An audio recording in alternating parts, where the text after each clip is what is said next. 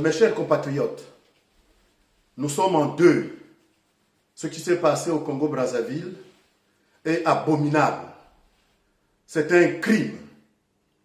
Mais combien de fois on va vous dire que Sassou Nguesso est un criminel? Souvent, Dieu parle par les prophètes. Eh bien, quelquefois, moi je parle par Ayatonga, je parle par Pungi, je parle par la compatriote Grace, je parle par notre compatriote qui est avec vous au Congo-Brazzaville, Nzo Mathias, je parle par Mirassa, je parle par les assises ici en Occident, en France. Eh bien, c'est parce que je partage tout ce qu'ils disent concernant notre pays et Sassou Nguesso et son régime. Et j'ai souvent conclu que Sassou Nguesso est un voyou, est un assassin. Et un voyou ne s'arrête jamais. Il ne fait que des pauses. Sassou Nguesso, je vous ai dit que c'est un type doté d'un petit cerveau, doué pour le mal. Voilà, le mal continue. Il ne s'arrêtera jamais. Et son régime, le régime de Sassou Nguesso, qui a été transporté dans un fourgon blindé et réintronisé au pouvoir à Brazzaville en 1997 par les hommes et le pays que nous connaissons tous, eh bien Sassou Nguesso doit être vaincu. Sinon, ça sera la même chose. Donc, je répète, le régime de Sassou Nguesso est une diablerie, doublée d'une idiocratie.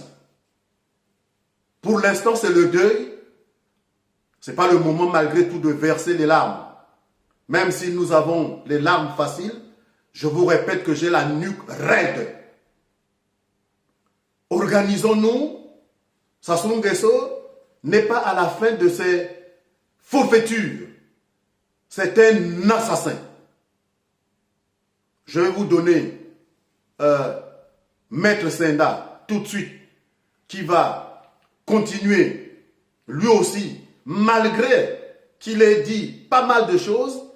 On dirait que, peuple congolais, vous ne nous entendez quelquefois pas, vous ne nous écoutez pas. Écoutez-nous, entendez-nous.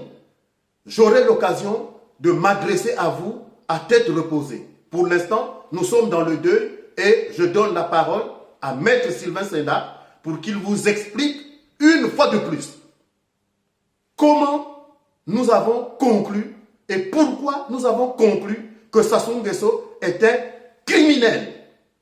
Et un criminel doit être traité comme un criminel. Je vous remercie. Maître Senda, à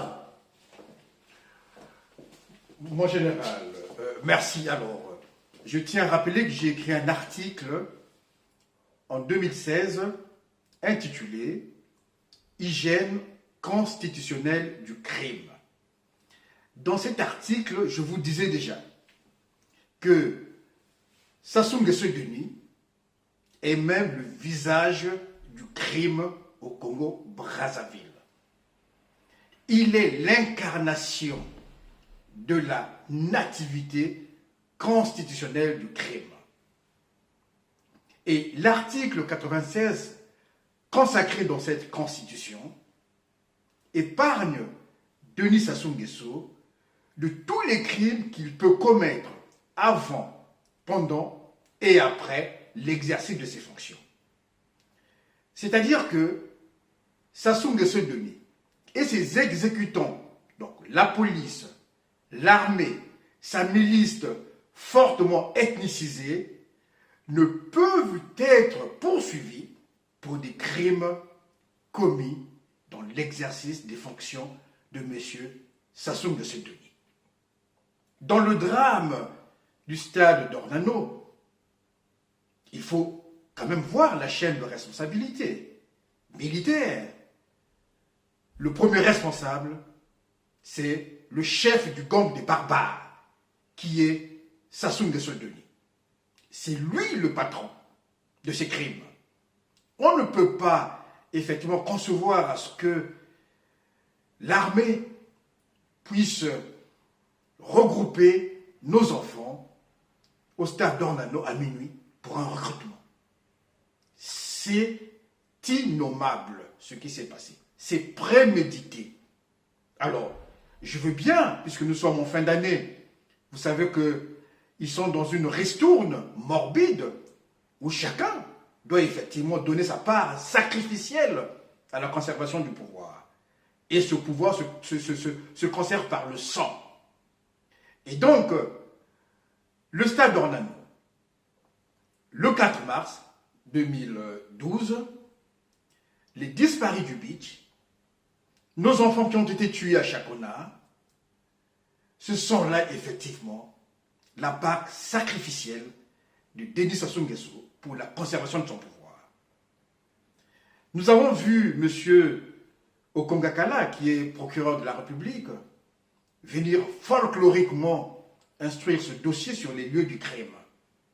Mais je crois qu'on devait d'abord placer en garde à vue toutes les personnes qui sont dans cette chaîne de responsabilité et les interroger conformément effectivement aux dispositions du Code de procédure pénale congolais. C'est une honte. Nous sommes meurtris parce que lorsque nos enfants meurent pour un problème de recrutement, et on se demande pourquoi les recrutements de la SNPC, de la SNE et d'autres entreprises ne font pas